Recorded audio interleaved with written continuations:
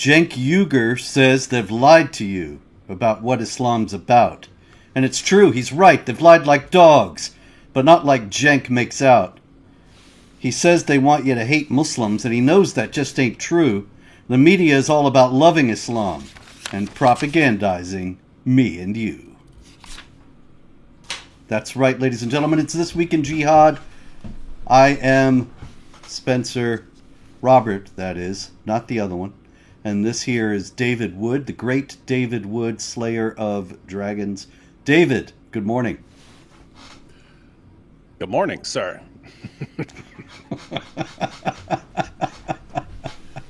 Exactly. A lot of jihad morning, here, sir. David. Just sending out the link. We're live for This Week in Jihad. Isn't that interesting with what's the name, Chunk Yogurt? Like, the media has always bent over backwards to promote Islam and ram Islam down our throat and tell us how wonderful Islam is and how it's this great thing and how if you have any objection to it ever, you're just evil, rotten scum. And then Cenk, who's not even, he's an atheist, but still pulls the Muslim card on behalf of himself all the time. Still, they still whine. They still, oh, poor us, we're being repressed. And it's just, it reminds me of recently with the Mamdani thing. Rashida Tlaib issued a message. I didn't mean to do that. Sorry, just go ahead. Oh, good. No problem. I can hear you. Oh. There we go. There we go. We're good. Okay. Yeah, so with the Mamdani thing, right? So for anyone who hasn't been paying attention, the Democratic Party of New York City nominated Zohran Mamdani as their person to be the next mayor. And that gives you a really good chance of being the next mayor. They can always do something to torpedo him or something like that. But apart from something like that, he's going to become the next mayor. Anyway, people started complaining about all his like completely demented, deranged policies. The guy's he's that interesting mixture of Islamist and socialist that everyone loves so much. But when people started pointing out all these insane things that he's been saying over the years. He wants to empty out the prisons and defund the police, and no one gets any guns. And so what are you going to do with all these released convicts who are coming for you because there's no police and you can't have a weapon? Anyway, he's a total socialist. He wants more socialists and so on, simultaneously an Islamist. Anyway, when people started pointing out all these things that he said, Rashida Tlaib issued a joint statement with Ilhan Omar and two other Muslim members of Congress. And it was all, this is so racist. This is racist. These are racist attacks and the Islamophobes and the bigots and this and we're in such a racist place and it's a racist country and this and that. And it's like, you have 4 members of Congress. It's 4 members who were elected to Congress talking about a guy with no credentials at all, who's about to become the mayor of New York City, and they're talking about how they're all being oppressed by Islamophobes. And it's like, it doesn't matter what you could make them kings of the universe, and they'd still be whining that they're being horribly abused and mistreated. Yep. It's insane. Well, I think that Cenk is picking up on the fashionable opposition to Israel and the anti-Semitism that's going around, of course, that he's been an exponent of for many years. And this is one of their themes, that the American people have been told to hate Muslims when the real enemy is Jews. And Candace Owens said the same thing. I think we've talked about it before, that when she was in school right after 9/11, they told her, they forced her to believe that every Muslim was a terrorist. And I think, come on, who are you trying to kid? They were bending over backwards, as you said, to make sure everybody understood that Islam was a religion of peace, and 9/11 had nothing to do with the true peaceful Islam. Yeah, no, it's just amazing. It's politicians bend over backwards praising Islam, journalists bend over backwards praising Islam, educators across the board, entertainers, everyone. We're constantly bombarded with claims about how wonderful Islam is, and who's actually saying something other than that? It's people like us, you writing books, and people making videos and so on. We're actually responding to it. And what do they complain? Oh, politicians and the media and everyone, the education system, it's all stacked against us. It's all demonizing us and calling us terrorists 24/7. Where? I've never seen that once anywhere, and they're acting like it's just rampant, and it's absolutely insane. It just seems to be built into Islam. Like there's this underlying idea that they're supposed to be completely in charge and dominating us, and we're all supposed to be subjugated and groveling before them and handing them jizya. And since it's not like that, we're oppressing them. Since we're not following. Yeah, that's right. It's built into their mind. Like this is not the way the things are supposed to be. Everyone's against us. Why? They're not making us rule the universe. That's it. I got more of that, actually. Have you seen this? I could not believe this. This is a poster that is a PSA, public service announcement, circulating in Germany. And I still can't believe this. It says summer. Let me get the translation here because my German is not that great. I can read the stop. The groping, the grabbing is forbidden. Groping is forbidden, and you have a right to your own body. Summer sun safety, something like that. And look at who's doing the groping and who's being groped. Mm-hmm. Yep, it's a big white girl groping a poor defenseless immigrant with a prosthetic leg. Yep. And she's grabbing his butt. That's right, because that happens every day in Germany. That women built like linebackers go up to Muslim migrant men with prosthetic legs and start grabbing them and groping them. But the reality, David, of course, is summed up in some headlines that I'm trying to get here. Here we go. And these are just some Jihad Watch stories that I've had over the years. This is one from this week.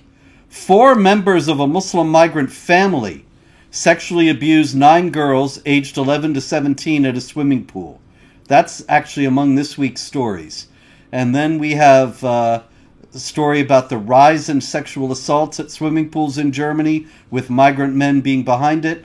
8 Muslim migrants sexually abused a 13-year-old girl in an outdoor pool. That's from September 2023. June 2023, Afghan migrants grope and harass young girls aged 12 and 13 at a swimming pool. June 2023, also another migrant, a Muslim, groping 7 women ages 12 to 18 at a swimming pool.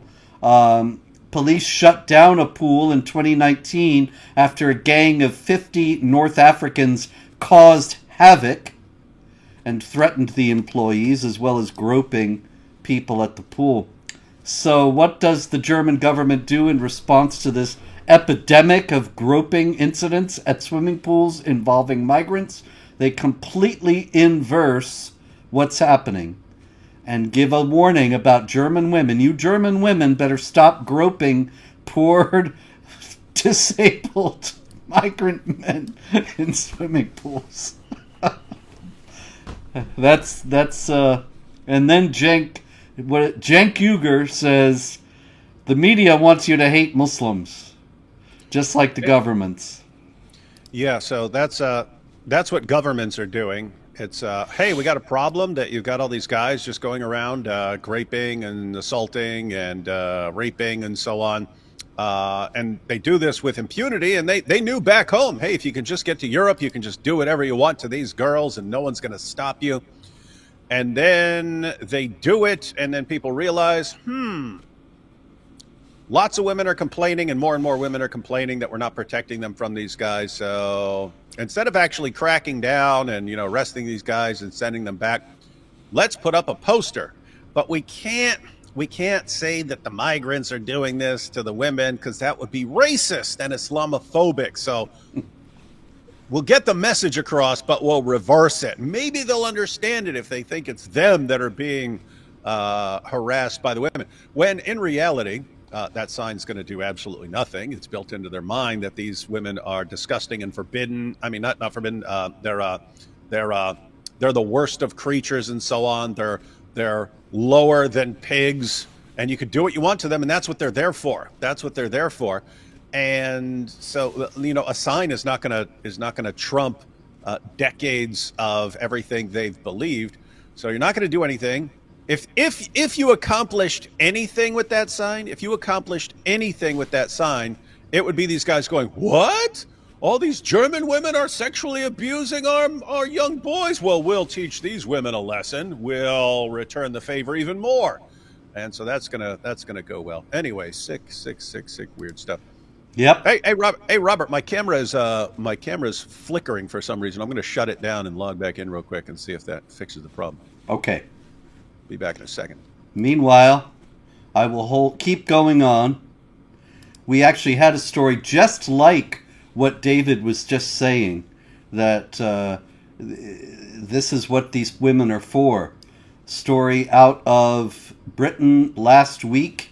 A teenage girl was raped by 3 men in Rotherham, the notorious place where over 1,000 British girls were raped and sexually abused by Muslim men, and the authorities did nothing for fear of being called racist and Islamophobic.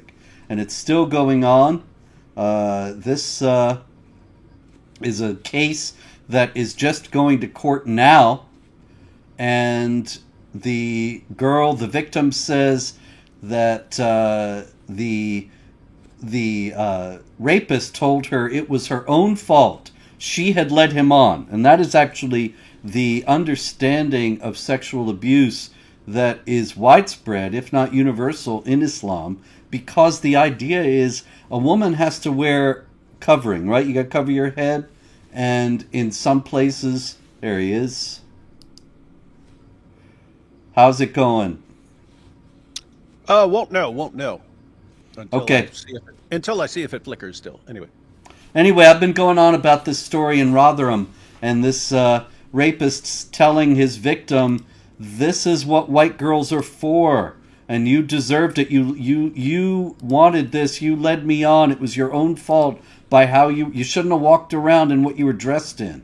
And so I was talking about how the whole idea of the hijab and the burqa and niqab as well is that the onus, the responsibility is all on the women to prevent men from being tempted. If men are tempted anyway, it's the woman's fault. And so this guy's a rapist. He says, you made me do it. And not only are these German women not wearing burqa, not wearing a hijab even, they're going around in bikinis. And there's an epidemic of them groping young immigrant men. And so...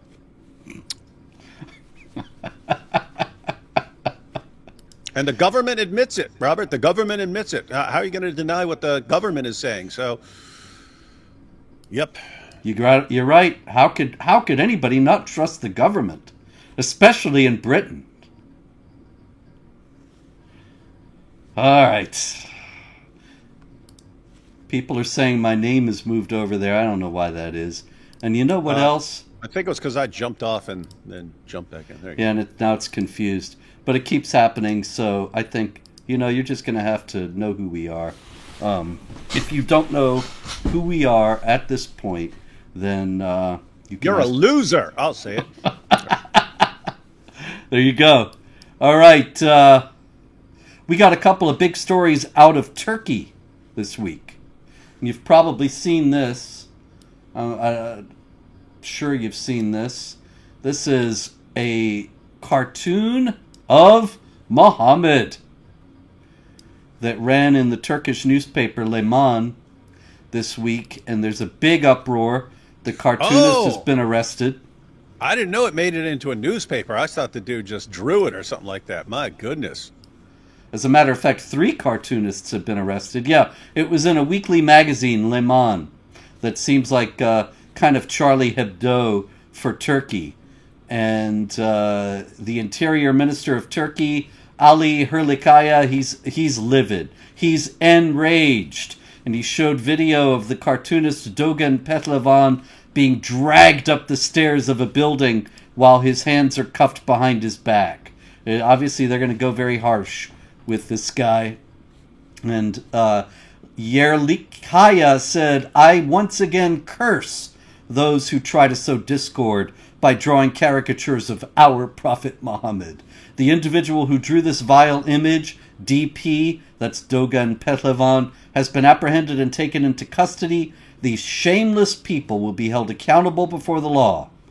And he published 2 other videos of other guys being handcuffed and arrested. And meanwhile, the magazine, rather, not newspaper, and Dogan Petlevan himself, they deny this is supposed to be Muhammad. I think that's a little unlikely, but in any case, what we have here is a war scene with bullets and fire and such going on, raining down, probably meant to be Gaza. And up above are a couple of angelic figures. They got wings. And one of them says, "Salamu alaikum," in Turkish anyway. "Peace be upon you, I am Muhammad." And the other one says, "Alaikum salam, and upon you be peace, I am Moses." And so the idea here is clearly that the prophets are peaceful while their followers are warlike. So there's a bit of a fallacy, a bit of an error in the cartoon itself. But for the depiction of Muhammad, Dogan Petlevan is in big trouble. The magazine said, "The name Muhammad is among the most widely used in the world by Muslims honoring the Prophet. The cartoon does not depict the Prophet and was not drawn to mock religious values, and anybody who says so is deliberately malicious." Yeah, I'm gonna have to disagree that they're talking about that they're not talking about Muhammad. Clearly, Muhammad and Moses.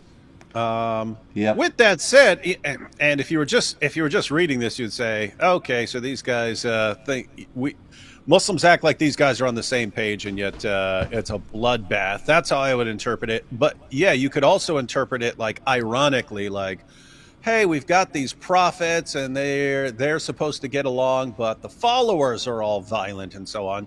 So you wouldn't have to view this as anything disrespectful as far as the intent goes. But yeah, they're going to complain about anything. Yep, no doubt about that. And so we don't know. There's another Muhammad cartoon controversy going to start here. These men, Dogan Petlevan and the other cartoonists, could well be killed, if not by the government, then by raging mobs. And so we hope they'll be okay. This is, of course, an issue that's played out in the West many times.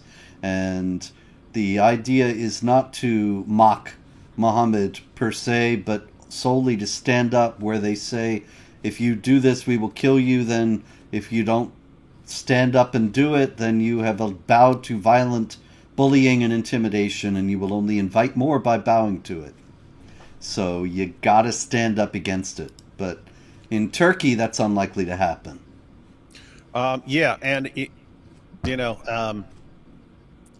can't help but notice the most obvious meaning of that cartoon would be that Muhammad's causing a lot of violence in the world. And hey, I get along with the prophets, and yet it's endless violence or something like that. But it's just kind of ironic that when we're thinking about the terrible consequences of Muhammad's religion, one of them is, hey, we'll we'll punish you for almost anything we don't like. And then what do? Hey, we have to get these cartoonists, and we have to declare war on these cartoonists and lock up these cartoonists. Now, I don't think they'll be executed or anything in Turkey, but they're kind of proving the point. Yep. And I got more. They're proving all kinds of points in Turkey these days. This is Oya Budak. And God rest her, she was violently raped and impregnated by her attacker. But when her fiancé discovered that she was 5.5 months pregnant with the rapist's child, he shot her to death. Now, why would he do that, David? It's an honor-shame culture, and she's bringing shame on you, so you restore your honor. You wipe away the shame by killing. So here again, it's just what I was explaining a moment ago while David was going out and coming back, that the onus, the responsibility for men not being tempted is solely on the woman. If she's raped, it's her fault. And so when this man finds out that not only has she been raped, but she's pregnant, he kills her to cleanse his honor. And so that is what is going on in Turkey. I wish I could share your optimism that you don't think they'll be executed, these cartoonists in Turkey. The problem is Turkey is Islamizing, re-Islamizing to an alarming degree. It's not at all as secular as it once was. I remember back 20-some years ago and more than that now, and I would speak about Islam somewhere, and people would invariably, somebody would say, oh, but you don't have anything to worry about. Turkey is secular, and it's the model for the Muslim world. All the other countries, in 20 years, they're going to be like Turkey. And now Turkey is becoming like Saudi Arabia or Iran. And so... Yeah, I still think even though we know what's going on there, I mean, they basically want to revive the Ottoman Empire there with them at the head. They're obsessed with it. Mm-hmm. But I think right now they still are trying to get along with, trying to be a part of Europe as they Islamize. And so I don't think they'll execute anyone because they know it'll cause an uproar. Well, I hope you're right. We shall see. It'll be interesting. These are interesting times. And here's an interesting guy, David. This is the Ayatollah Shirazi. And he is 98 years old. The Ayatollah Nazir... Let me get his name here. My goodness. Oh, there he is. Nazir Makarem Shirazi. And he is famous for telling the Pope a few years back, Pope Francis, how wonderful it was that he had said that Islam was a religion of peace, because he was saying these ISIS guys, you know, they have nothing to do with Islam. They're just terrorists, and the true Islam condemns all that. And he has just issued a fatwa saying that it was permissible for Muslims to kill Donald Trump and or Benjamin Netanyahu. So I'm not sure if his idea of peace in Islam is quite the same as what we might think, what we might assume in the West. Smiling in our faces while cursing us in their hearts. It's almost like they're... Wow. What an amazing phrase. Surely that has nothing to do with Islam. But it does, Robert. Really? Yeah. Why, that's remarkable. That makes me doubt all the things I've heard in the media about how Islam is peace. Are you one of those media figures who want us to hate Muslims that Cenk Uygur was warning me about? Yep, I work for the New York Times, constantly blasting away at Islam to convince everyone that Allah and Muhammad mean exactly what they say. Oh, yeah. Oh, my goodness. All right. Let's see here. There's quite a lot today. It's like an embarrassment of riches. I don't know where to go next. Let's go to Shakil Afsar in Britain. Did you see Shakil? Shakil Afsar is this guy here. Nope. He is the founder of the Islamic Independent Candidates Alliance. And there's a video circulating this week where he says it quite clearly. We are not here to get along with everybody else. We're here to take over. His exact words, we are here to take over. Well, and that's exactly what his religion would teach. It's just weird that he can say it, but if we say it about him, we're still Islamophobes. He can say, we're not here to just get along with everyone. We're here to take this place over. And we can actually sit here and say, hey, that guy just said he's here to take this place over. And everyone will point at us. Oh, shame, shame, shame. Don't you know that if you think this is a problem, all you're supposed to do is make a poster where a white British guy is trying to conquer him and take him over, and then you're supposed to say, hey, no taking over, and pretend that it's the British people who are trying to take him over? It's true. That's how it goes, right? That's it. That'll solve it all. The British government, I'm sure, you know, Keir Starmer, I'm sure you're watching tonight, and I know you probably already got those posters in production now. Oh, sorry, wait, you're a socialist, so you're not that efficient. But maybe in a month or two, your study will be concluded that you can make those posters for $1,000 a pop, and you'll start them into production then. All right, we have other charming fellows in Britain, and where is he? This is Zakir Hussain. Not to be confused with the great percussionist of blessed memory. Zakir Hussain, this one, is a supporter of Hamas. He wrote a series of posts on Twitter, on X, after October 7th, 2023. He said, October 7th was a beautiful day. Jews, stop hiding. October 7th was a beautiful day. In the UK, we are hunting them for fun. Go on, Hamas, finish them, and maybe we can find the beheaded babies. Hezbollah, come finish them quick, like rodents. And long live Hamas, long live Hezbollah. Hamas, Houthi, Hezbollah, finish these little rats. Burn them alive. So is he in line to be the next mayor of London then? Well, the wild thing, the really odd thing about this story is that he's got prison. What? Yeah.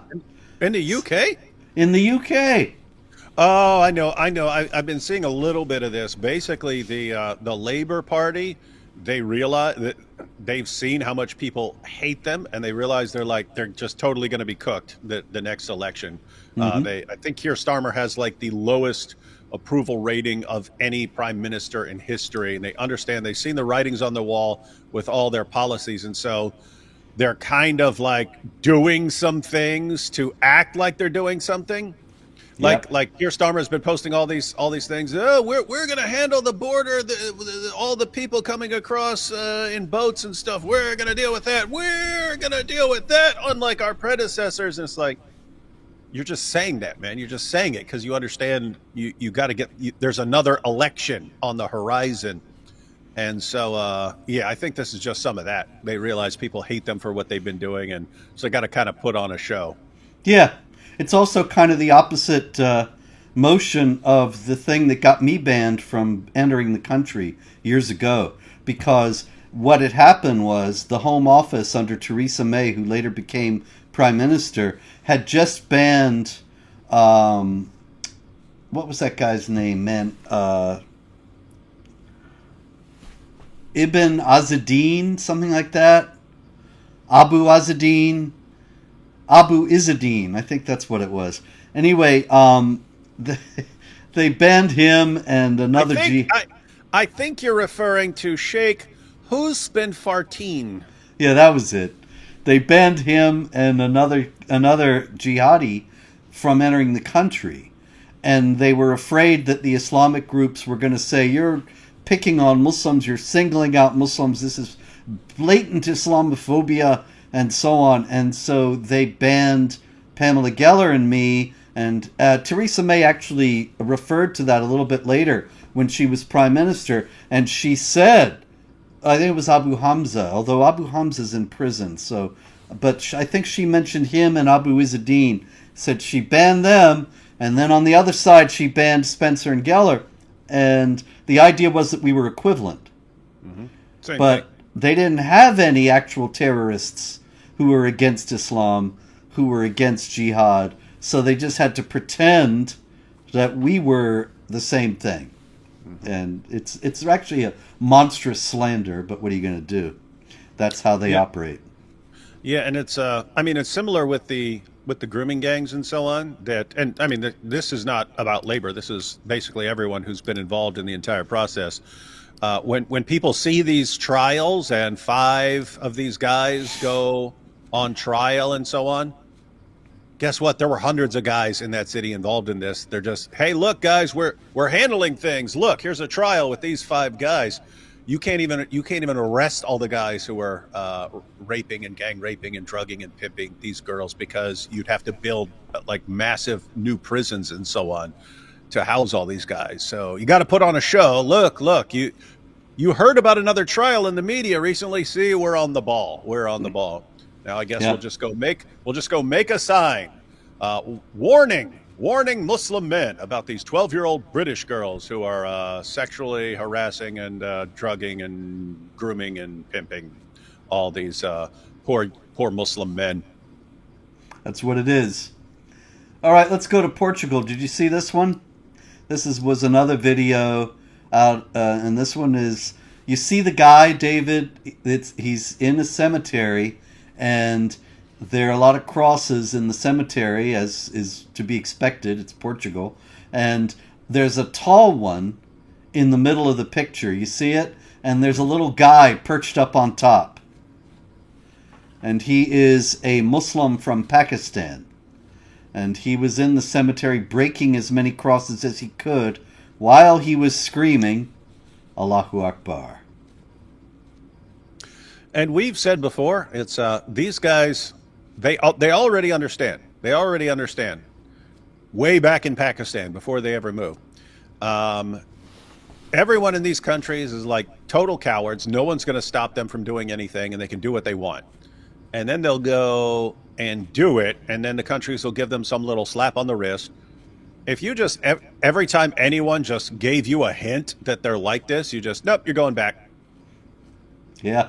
It would stop, but that's the level of fear and cowardice. It's, you see what this guy's here for, and you just keep letting these guys get away with it. It's a picture at such a distance, and it's just a screenshot that I took, but I think this picture kind of epitomizes the migration into Europe right now. That you have a cemetery of Christians, and up on top of a cross you have a Pakistani migrant. And there's a lot of symbolism there, ladies and gentlemen. Picasso couldn't have painted it better. Maybe I should take up painting and paint a picture of that and then be accused of Islamophobia, even though it's just a screenshot from an actual video. Anyway, we also have France. Where would we be without France? Where we'll find out pretty soon. But anyway, this guy went into a McDonald's. They got McDonald's in France. And he had a law that he claimed showed that McDonald's had to comply with halal requirements. And he started trying to force the McDonald's workers to read this law, to take his little folder and read the law as if they could do something about it. And he said, if you don't go halal, I will sue you and you'll be shut down. That's France today. I mean, seriously, to be fair, it's kind of a matter of time before McDonald's there goes full halal. So Yes. he's just like he's just giving them the advance warning shot of, hey guys, this is what's coming. Might be 6 months from now, might be 5 years from now, but you're going halal. Yeah, that's true. All right, we got also more in Germany. We dealt with some of the stories in Germany, that wonderful poster and so on. But this guy, where is he? What is he called? Hold on. Oh.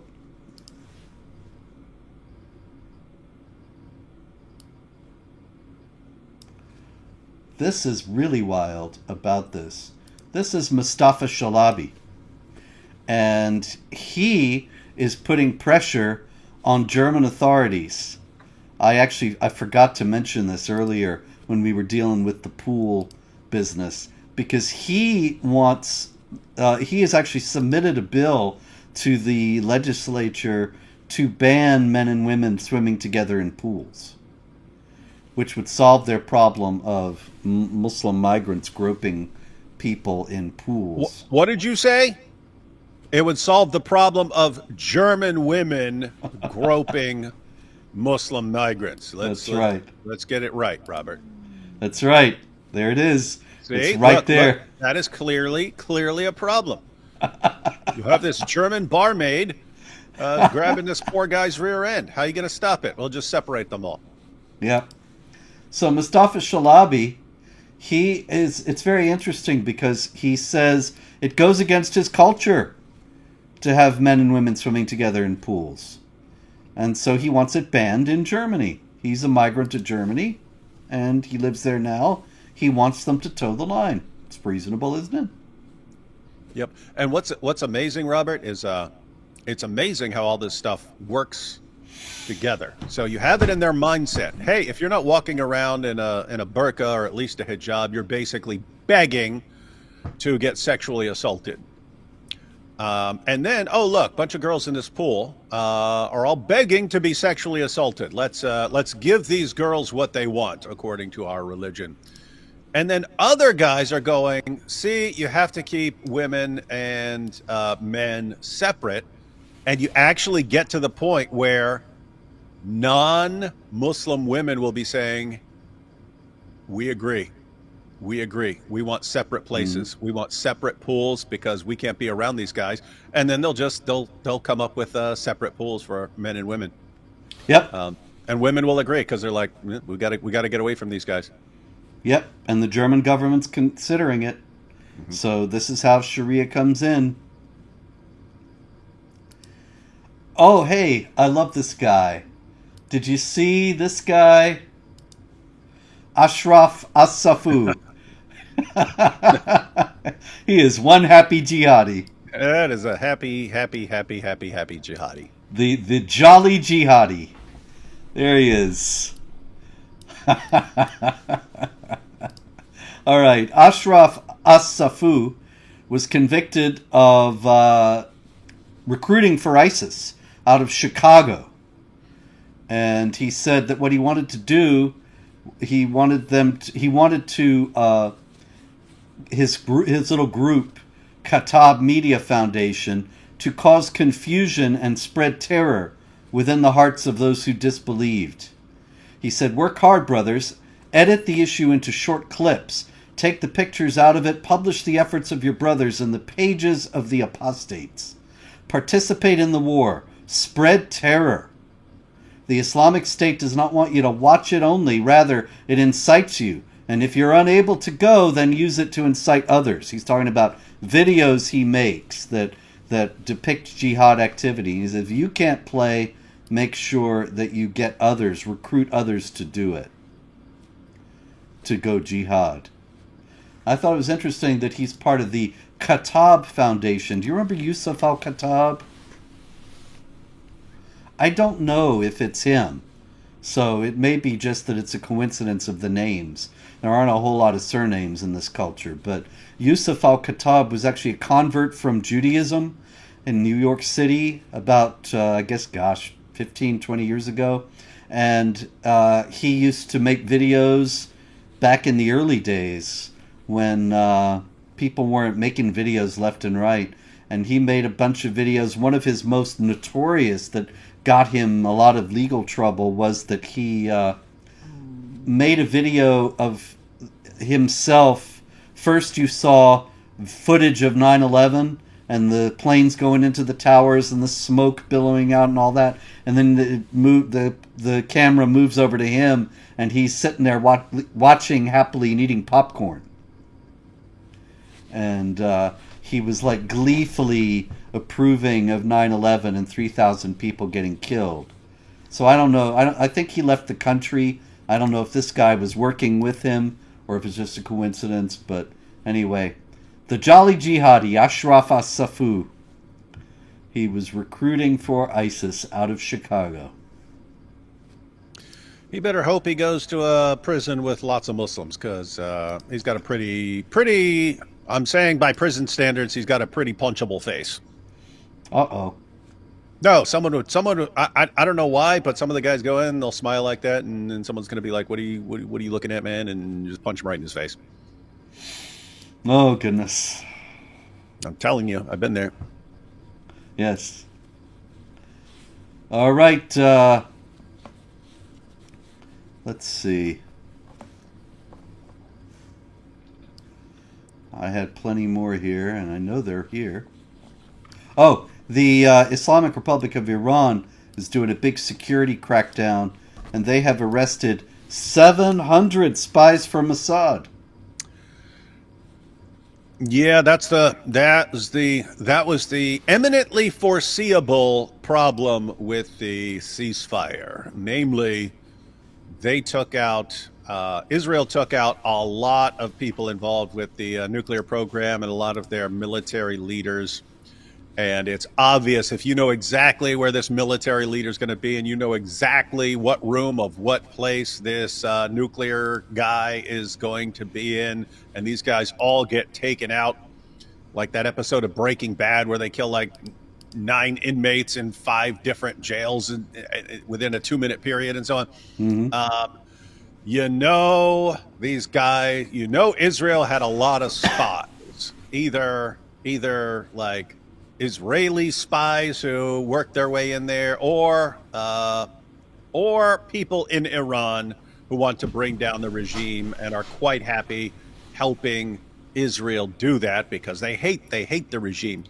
And so Israel takes these people out, which means the government knows there are a ton of spies among them. And so if all of a sudden, hey, ceasefire, and we're not taking out the government, what's going to happen? They're going to go on a killing spree. They can't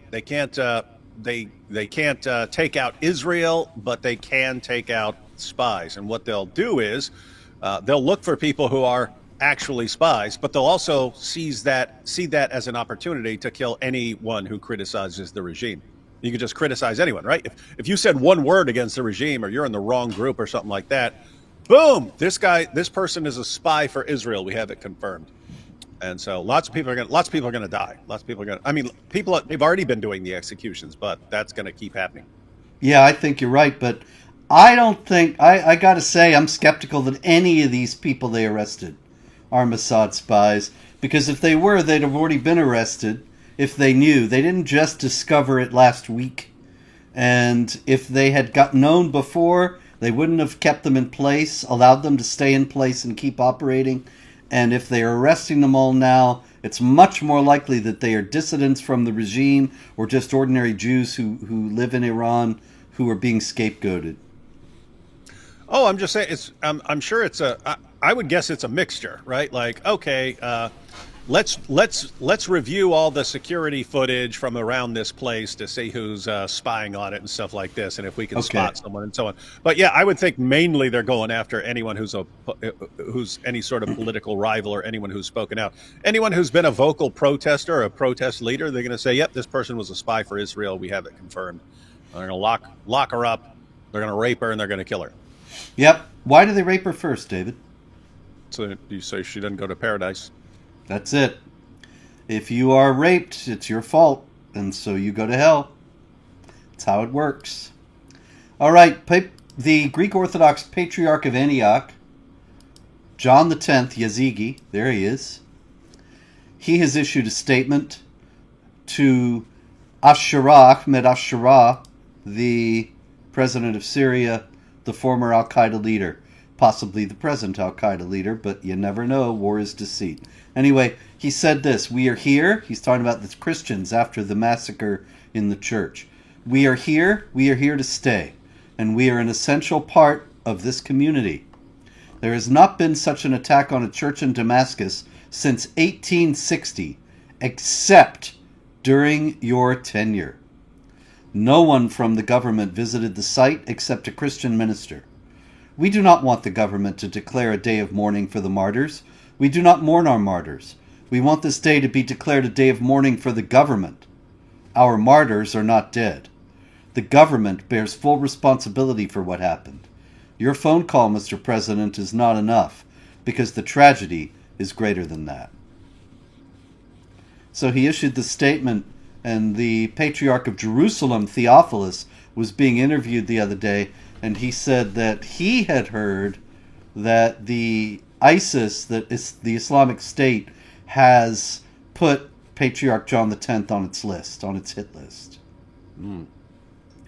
And that would stand to reason after this kind of statement, because there's a certain amount of defiance and not submission to this statement, and saying the day of mourning for the government, and there's not been an attack on a church in Damascus since 1860, except now, during your tenure.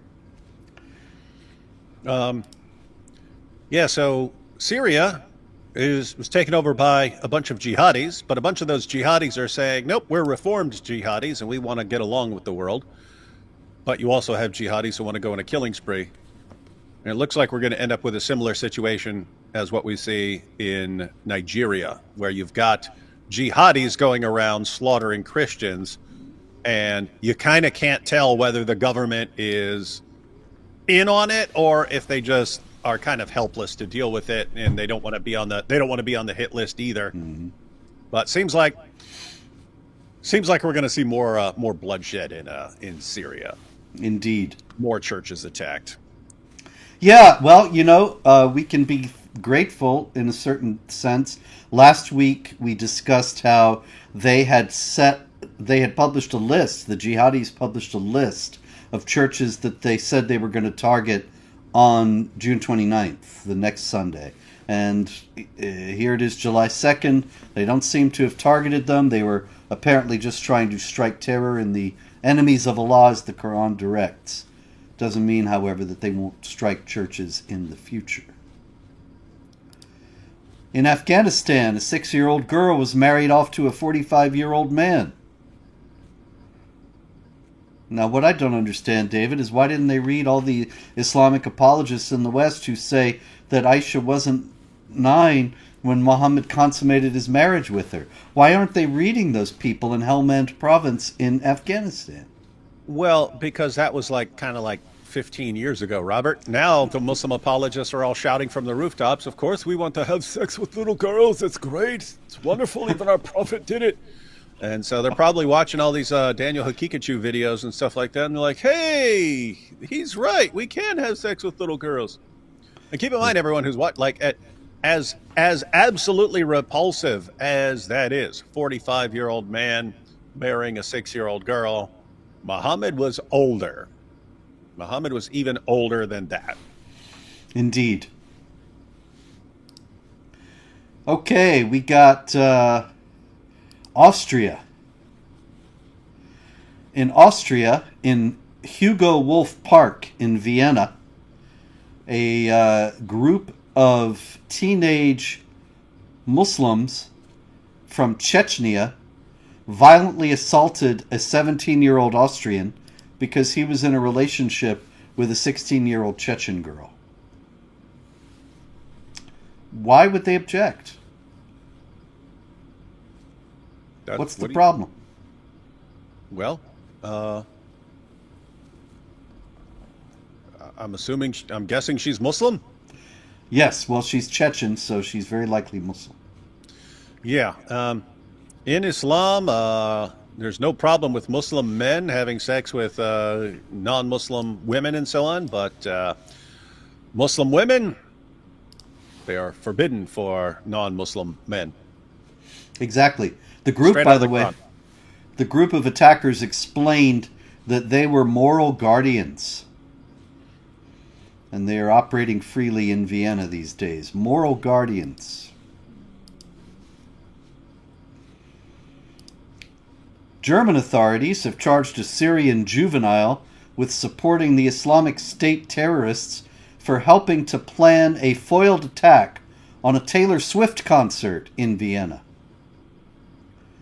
And the suspect, listed as Mohammed A., assisted the terrorist, a 19-year-old Austrian named Behram Aligi, who was planning to bomb Swift's Eras tour show by translating Arabic bomb-building instructions and putting him in contact with a member of the ISIS terror group online. Do you think that if we could get Behram Aligi on the show and ask him, are you an Austrian? Would he say yes? Indeed. The story I was reading was a Reuters story, and they're saying he's an Austrian, no doubt because he was either born there or is a naturalized citizen. But almost certainly, Behram Aligi himself would say he is a citizen of the global Ummah, the Islamic community worldwide, and not of any Western Kafir nation state. And by the way, everyone, notice the Target Taylor Swift concert. We've talked about this many times before. You have Muslims who believe that collateral damage, killing your fellow Muslims as collateral damage, as long as you're not targeting them, is perfectly acceptable. You have other Muslims who want to avoid, as much as possible, killing any fellow Muslims. And so if you want to wage a terrorist attack, you do it against a place where you're not going to have any serious, sincere, devout Muslims. And so guess what? Concerts. That's why you had the Ariana Grande concert, the what was it, Eagles of Death Metal concert in France and so on. That's why you have concerts as a popular jihadi attack spot. Yeah, it reminds me, years ago, I arranged a meeting and with an ex-Muslim. He had not announced that he was an ex-Muslim. Actually, he never did. But he was telling me he was an ex-Muslim, and I thought he was credible enough. We met, and he wanted to meet at this restaurant in D.C., and so I met him there, and I said, aren't you afraid that any of your associates and people who know you, aren't you afraid they might walk in here? And he said, actually, this is why I chose the place, because they serve alcohol.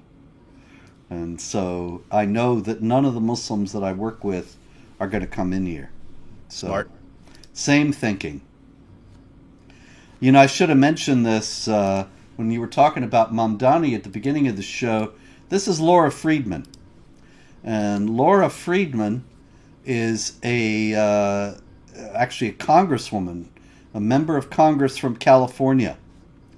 And another a member of Congress, Andy Ogles, has called upon the president to deport Zohran Mamdani, because Zohran Mamdani is an American citizen, a naturalized citizen.